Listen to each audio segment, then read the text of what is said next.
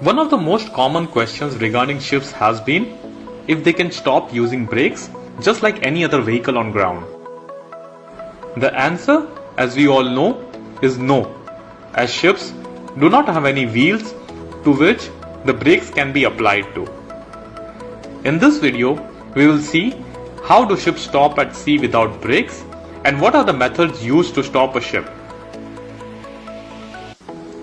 To understand the answer behind this question, we first need to know how a brake works. The working principle of a brake is it creates friction between the wheel and a stationary body to stop the rotary motion of the wheel with respect to the surface with which the wheel is in contact. Extrapolate this concept to a moving ship.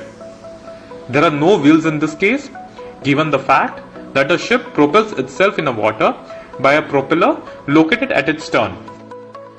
Now, when a propeller rotates, it generates a thrust which propels the ship in the forward direction.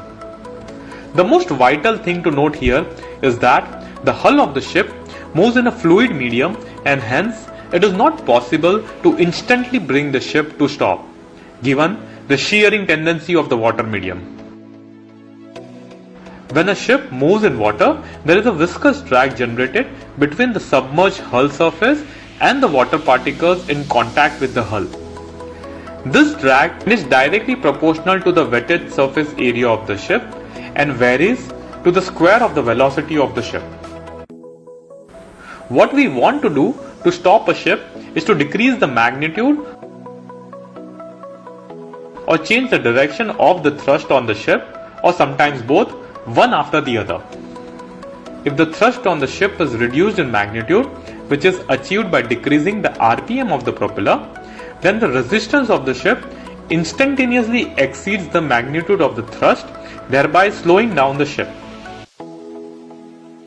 This effect can be attained rapidly by changing the direction of the thrust, that is, by changing the direction of rotation of the propeller, or by reversing the pitch angle of the propeller blades. Now the next question arises, how this can be achieved? The propeller of the ship is rotated by the main engine via an intermediate shaft and a tail shaft. This is because the propeller is fitted at the end outside of the ship and the main engine is fitted inside the engine room of the ship, away from the aft. The crankshaft of the engine is attached to a long intermediate shaft carried on the intermediate shaft bearings in the aft area of the ship known as the shaft tunnel. The intermediate shaft is further connected to the tail shaft which carries the stern tube. Stern tube is a type of a watertight seal fitted at the aft end of the ship carrying the propeller shaft which protrudes out of the ship's hull.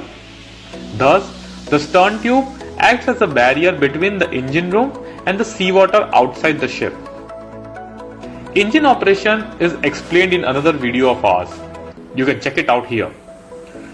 The engine is operated using a telegraph lever either from the engine room or from the bridge. The lever controls the fuel input to the fuel pump of the engine. The engine telegraph consists of the following markings: ahead direction movements, full ahead, half ahead, slow ahead, dead slow ahead, stop. Astern direction movements: dead slow astern, slow astern, half astern, full astern. To stop a ship with a fixed pitch propeller, the telegraph lever is brought to the stop position, which means no more fuel is supplied to the engine. The engine crankshaft and the propeller will stop, but due to the momentum, the ship will still float in ahead direction. Now to make the ship stand still, dead slow astern movement is given in the telegraph. Once the lever comes to a dead slow astern position, the engine firing order will change in such a way that the crankshaft will rotate in the opposite direction, say counterclockwise. As the ship was moving ahead, suddenly the propeller will start rotating anti-clockwise, providing a reversal in thrust, and the ship will then come to standstill. As soon as the ship comes to a complete stop position, the engine telegraph is brought to a stop position. If the engine telegraph is kept in dead slow astern position due to the propeller thrust, the ship will first stop and then will go in the astern direction. When the ship is fitted with controllable pitch propeller, there is no need to change the direction of the crankshaft as the angle of the propeller blade can be changed. Hence, there is no change in the direction of firing order of the engine and it runs normally. However, when the telegraph control is operated to stop, the propeller blade moves to a position where there will be no thrust generated. Further, to halt the ship, dead slow astern movement is given and the blade angle changes.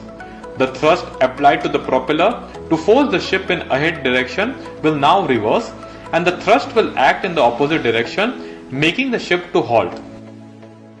This method to stop the ship is achieved gradually.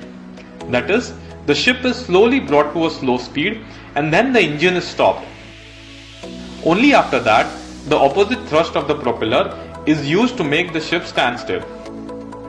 This is done to safeguard the engine, keeping in mind not to overload the moving parts of the marine engine which are already under stress. There may be situations when a ship needs to stop immediately in an emergency, such as collision or crashing to any other vessel or structure. Such cases call for crash maneuvering. In this type of maneuvering, the main engine is subjected to severe stress and loading, but the safety of the ship and life is assured. Crash maneuvering is done by supplying starting air at about 30 bars from the air receiver to the engine. The stopping air is known as the brake air. When there is an emergency like collision, grounding, etc., the controls are transferred immediately to the engine control room. The bridge will give astern direction in the telegraph, which needs to be acknowledged. When the telegraph is acknowledged, only the starting air cam will reverse its direction, but the fuel cam will remain in its running position due to running direction interlock, since the engine is still running in the ahead direction. The fuel lever in the engine room is brought to zero. As soon as the RPM of the engine drops below 40% of the maximum continuous rating, brake air is given a few times in short time intervals. The brake air will inject with astern timing setting inside the ahead moving piston, which will resist the piston motion. Since fuel will not inject until running direction interlock opens, as soon as the RPM drops near to zero, fuel and air cake are given by bringing fuel lever to minimum start setting.